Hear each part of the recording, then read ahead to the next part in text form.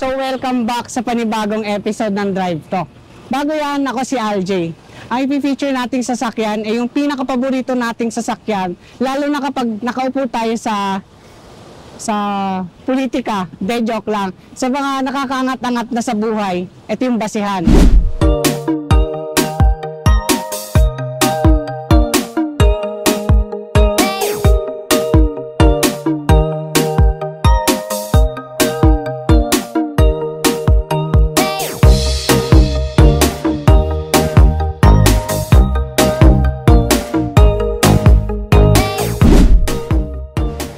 Ito yung 2024 Nissan Patrol. Kaya tara, samahan nyo kami dito sa event ni Nissan, dito sa NIM Tour sa Laguna. Ito, pag-usapan naman natin yung exterior nitong Nissan Patrol. Sobrang nagandahan talaga ako sa Patrol, lalo na yung headlamps niya. Sobrang luxury ng dating. Although 4x4 vehicle to, pero iba yung dating niya eh. Tapos meron siyang chrome dito sa grill niya. Tapos yung 360 camera niya, nandito sa unahan. Nasa ilalim ng Nissan logo. Nissan, baka naman mas maganda sana yung parang glass finish para mas lalong social. Tapos yung fog lamps niya is LED na rin, oh. Tapos ito pa pinaka nagustuhan ko. Hindi nila tinanggal tong headlight washer. Sobrang halaga nito, lalo na kapag nag-offroad. Halimbawa lang, kung sakali lang, kasi 4x4 to. Saka yung sensor niya, meron ditong 4.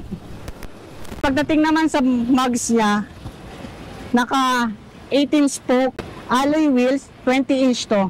Hindi nga lang siya all-terrain pero highway terrain. Sobrang ganda. Tapos meron siya ditong patrol. Tsaka working ah. Good job Nissan, working yung vents nyo. Yan, meron kayong badging dito ng V8. 360 cam sa ilalim ng side mirror. Tapos yung door handle niya is chrome. I really like it. Tapos may chrome pa dito. Tapos ito pa nagustuhan ko. Although luxury siya, naglagay pa rin siya ng roof rail. Sobrang sporty talaga ng itsura niya. Pagdating naman dito sa stepboard niya is body color. Tsaka ito pa, ang advantage na itong Nissan Patrol, 4-disc brake siya. Mula sa unahan tsaka sa likod. Pagdating naman sa taillight niya, ang ganda talaga, may chrome. Tapos yung taillight niya is LED. Tapos meron siyang badging ng Patrol. Tapos Nissan logo. Meron din siyang sobrang linis na spoiler. Tapos meron siyang LED mount lamps. Ang likod naman ng Nissan Patrol, meron siyang 4 na sensor. Itong tow hook is mag-a-add kayo kung gusto nyo. Hindi kasi siya kasama pag bumili kayo nitong Patrol. Ito ay LE, yung variant ng Nissan Patrol. Ayan. Sobrang ganda niya talaga. Tapos yung niya, ito napansin ko sa Nissan Patrol. Tinted yung likod. Tapos yung unahan is non-tinted, para siyang nasa Japan. Saka, pinaka nagustuhan ko yung radar niya, nasa ilalim siya. Sobrang tago. Di ko nga akalain may radar pala tong kotse na to eh. Very good Nissan. Siyempre, di naman kumpleto kung di natin sisilipin yung interior nito. Yan yung Nissan to. So ngayon nandito tayo sa loob ng Nissan Patrol na LE. Grabe, gusto ko talaga itong Nissan Patrol. Ang luwag. Yung spacing ko, maluwag. Ito yung normal driving position ko. Talagang maganda. Tapos yung manibela niya, meron ditong wood finish. Tapos may wood finish siya dito sa passenger. Tapos ang nagustuhan ko pa, yung upo niya is 10-way power seat adjustment. Oh, ang ganda. Saka may lumbar din ito. At ito pa, meron siyang memory seat. Pwede kayo mag-set, tapos driver number 1, tapos iset nyo yung normal driving position nyo. Tapos, pag naset to, click nyo lang yung L1. Tapos, pag kinilik nyo ulit yan, automatic na yung mag-set sa sinet mo kanina. Yun yung advantage nitong Nissan Patrol. Hindi lang power seat adjustment ang meron dito kay Patrol. Pati yung pag-adjust ng manibela niya is automatic na rin. At meron itong tilt and telescopic. Upuan naman sa front passenger is 4-way power seat adjustment. Tapos ito pa is dual climate control. Tapos ito pa ang maganda rito. Meron siyang wireless charging dito. I really like it, Nissan. Bukod sa wireless charging, meron din itong Type-C at saka Type-A port. Tapos yung center console niya, meron siya ditong cooler. Nakokontrol yung may switch. Ang ganda. Tapos yung cup holder nyo, nakatago. Kiklik nyo lang. Grabe, ang ganda talaga nito. Yung head unit niya, Maganda rin, medyo maliit lang kasi driver-oriented tong sasakyan na to. At maganda pa rito, di lang siya basta driver-oriented, passenger-oriented pa. Tapos yung control nito, pwede rin dito, touchscreen, pwede rin dito sa knob. Ang purpose naman nito, para pag nagda-drive kayo, di ba gusto nyo magbukas ng Spotify, move nyo lang to. Tapos meron siyang Android and Apple CarPlay na wireless, yung advantage niya. Tapos yung glove compartment niya, maluwag din. Tapos yung sun visor niya, meron siyang mirror at saka lights. Ang advantage pa nito, di ba mainit, lagay nyo lang siya dito, medyo bitin, di ba?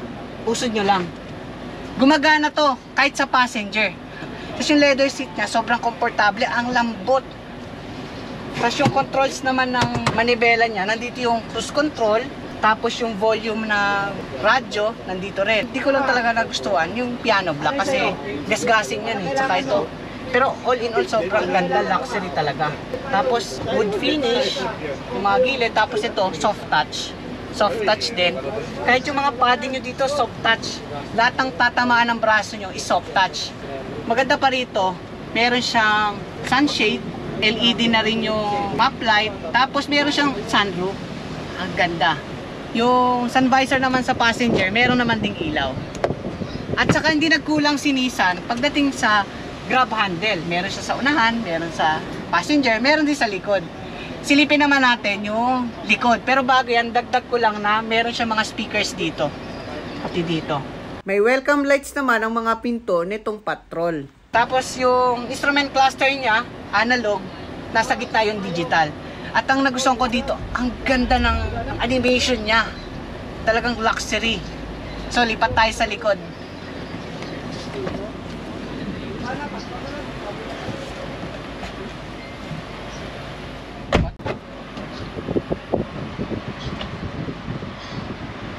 Pagdating sa likod, nakaset sa normal seat adjustment ko. Sobrang luwag oh. As in. Siguro pwede umupo dito yung 5 years old na bata sa sobrang luwag guys. De, joke lang. Maganda rin ang headroom nitong Patrol dahil maluwag. At yung gitna naman niya is mababa yung tunnel. Yun yung nagustuhan ko. Diba driver-oriented to, plus passenger-oriented. May control din kayo ng cooler. Pwede kayo maglagay ng chocolates dito. Tsaka lamig ah.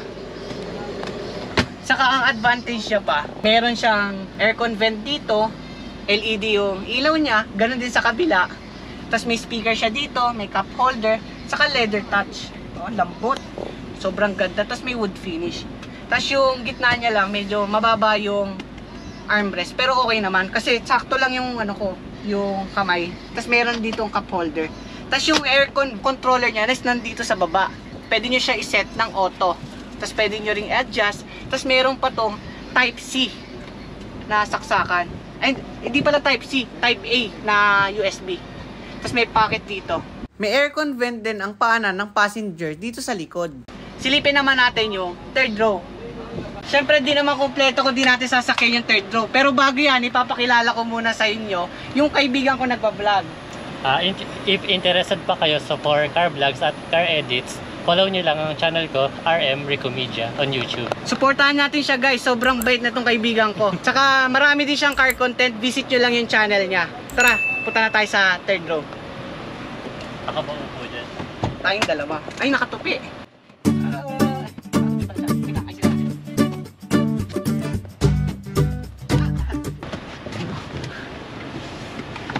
May grab handle. Yan, may. Palagay mo na, luwag. Sige, baba natin to para mas makita. Itong Nissan Patrol, nakaset yung second row ng gitna. Kaya medyo may kasikipan. Komportable pa rin naman siya.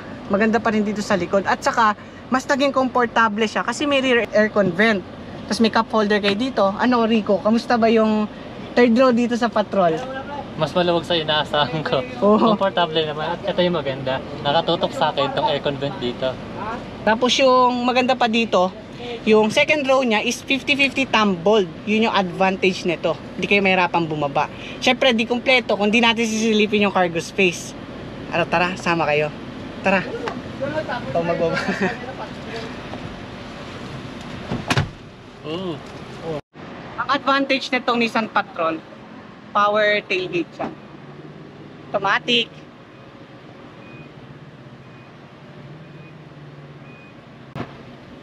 Advantage nitong Patrol, yung pinaka-cargo niya, kahit nakabukas yung third row seat, maluwag.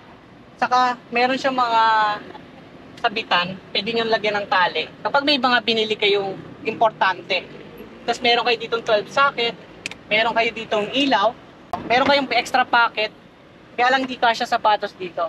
Tapos yung another pocket, andito yung tools. Subukan naman natin ito ibaba.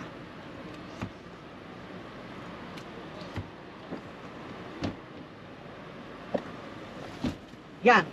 Nung binabahan natin siya, ang luwag. Folded siya ng flat, pero may konting awang, konti, pero okay lang yon. Sakyan natin. Pasakayin natin yung guest natin, si Rico. Pasok ka, Rico. Tingnan natin yung ano.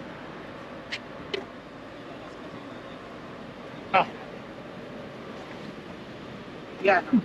Maluwag siya. Kakamove kami na komportable.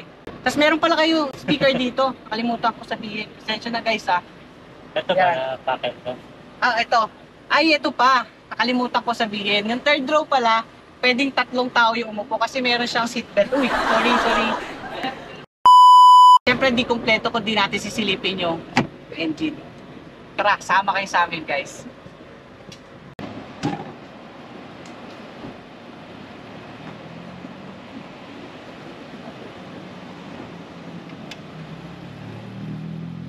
Nagustuhan ko dito sa engine bay niya. Meron siyang hood dampers.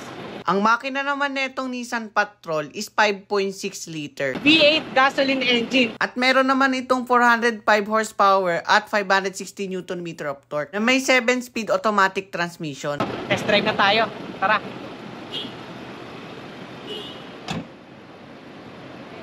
Bago yan, papakilala ko sa inyo yung marketing professional ng Nissan, si Sir. Norman Burinaga. And manager, Jam Nabor. Yan. Si Sir Norman, saka si Sir Jam. Jam. Kung gusto nyo kumuha ng unit, PM nyo lang sila. Lagay natin sa description yung contact details nila. Itong Nissan Patrol is naka-foot brake siya. Lagay natin sa drive. Grabe ang laki na itong Nissan Patrol. Papakiramdaman natin yung V8 engine nito. Kung gaano nga ba kaganda. Itong Nissan Patrol is luxury full-size SUV siya. Saka kung gusto nyo kumuha nito, available to sa Nissan Carmona, no? On hand yan, sir. Oh, yun. SVC. On hand. SVC Carmona. On hand yan. Lahat ng kulay po. Lahat ng kulay available sa SVC. Visit na kayo sa Nissan Carmona.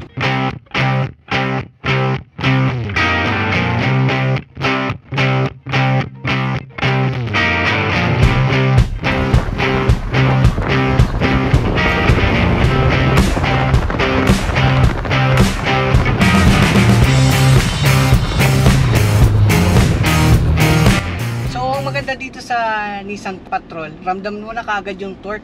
Sobrang ganda talaga. Para siyang kotse tumakbo sa sobrang gaan. Alam mo na gasoline engine siya na. Sobrang tahimik. Saka yung aircon, basta Nissan talaga malamig yung aircon. Saka yung ano lang niya, yung mga A-pillar niya, medyo malaki. Pero okay lang naman kasi malaki naman yung mismong windshield nyo. Kita nyo pa rin naman. Naipit tayo sa traffic dito sa Laguna. Pero okay lang kasi sobrang luxury nito, comfort. Yung leather seat niya, as I mentioned earlier, maganda talaga. Sa yung mga braso ko, di talaga tumatama, oh. Maluwag. Kamusta, Rico, yung ride dyan sa likod? Okay ba? Okay naman, comfortable. Sobrang comfort? Try natin kapag tumakbo ka na medyo mabilis. Sige, alamin natin yung power niya. By the way, may tanong po ako, ano po ba mga driving mode po nito ni Nissan Patrol? Sports mode yan, sir, tsaka eco mode. Eco mode po ba? Eco mode yan, sir. So, yung sa tire selection yan, pwede siya sa sand, sa yellow. Nagbabago sa yung sa Yung ano? gulong niya, sir, pwede siya sa all season. Maganda. Pwede sa all season. Parang juice lang. Galing naman, juice. Yung power nyo, sumisipa agad, oh. Eco mode pa lang to. Dito sa unahan, yung ride niyan, wala akong maramdaman na kahit anong lubak na, alam mo yun, sa mga kalsada natin dito na ano, hindi mo maramdaman eh. Para lang siyang patag na dinuduyan kayo. Ganun kaganda yung suspension niya. Yan, bigyan natin konting power sa eco mode. maganda. Maganda yung power niya. Saka meron din siyang eco indicator dito sa Patrol. Nakokontrol nyo yung tapak nyo kung bagasta ba kayo sa gas or hindi. Grabe, sumisipa. Pero yung sipa niya, hindi talaga nababaong ka sa upuan. Comfort pa din. Ganun yung sipa nitong Patrol. Saka itong Nissan Patrol, meron siyang Nissan Intelligent, tama po ba sir? Yung Nissan Intelligent Mobility. Yun, Nissan Intelligent Mobility. Kaya safe yung pagdadrive nyo dito. Marami siyang features kagaya ng blind spot.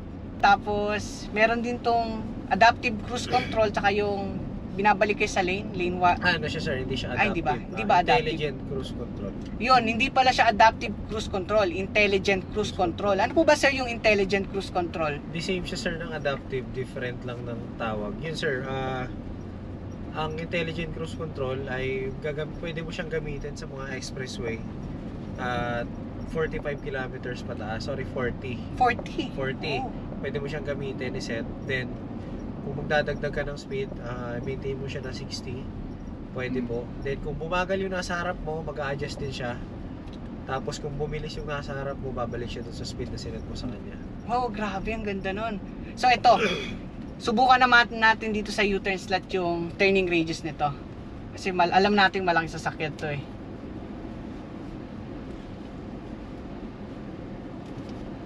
Grabe yung manibela nito, sobrang lambot. Ito, finger test ko. Kaya ng one finger, hindi hirap. Yun yung advantage niya. Saka, speaking of turning radius, sobrang laki ng turning radius niya. Oh. Hindi nyo na kailangan umatras. Subukan natin yung sports mode. Paano ba? Paano ba sir ilagay? Sports? Sa tire yan sir. Yung sa sports tires? mode sir, sa settings ginagawa. Sa settings? Ay, hindi mo siya magagawa direkta. Yung pala, di natin masusubukan yung sports mode. Pero subukan na lang natin yung plus minus.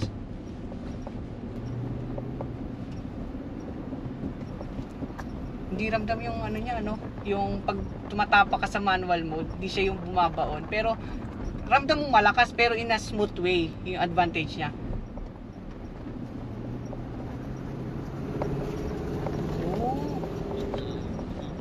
Walang delay yung shifting. Ganun kaganda to. Grabe. Ganda nito.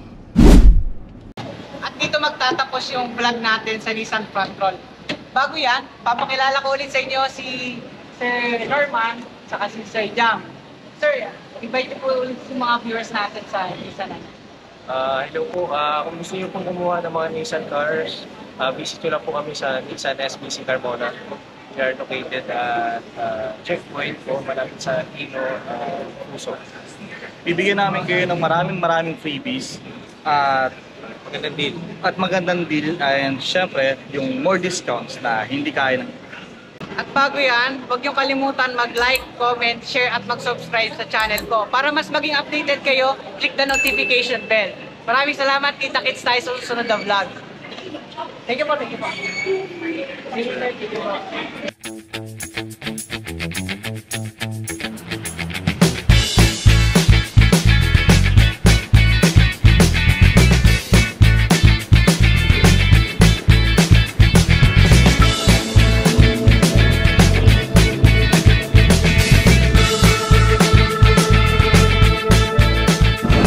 So ngayon nandito tayo sa Nissan SVC Dasmariñas. Visit kayo dito. Papakilala ko sa inyo sila, ma'am. Great Nissan Day, I am Reggie. Hi, I'm Angel. I'm Bianca. We are from Nissan SVC Dasmariñas. And we are located at San Agustin 2, Dasmariñas, Cavite. We have available units for Nissan Navara pickup po. Available for Calibre X, Proper X, and Navara VE. For Nissan Kicks, we have Kicks VE, Kicks VL, and Kicks Sport. For Nissan Livina, we have VE and VL. For Nissan Terra, we have Terra VE, Terra VL, Terra Sports, and Terra EL. And for the Nissan Almera, we have Almera VL, Almera VE, and Almera N Sport. Please join us this weekend to an exciting test drive event here at Nissan Dasma.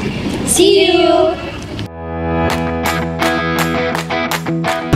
Hanap nyo ba mga murang damit at saka murang pabango at mga murang beauty product? Tara na, meron kami niyan dito sa Anjay Clothing. Tara!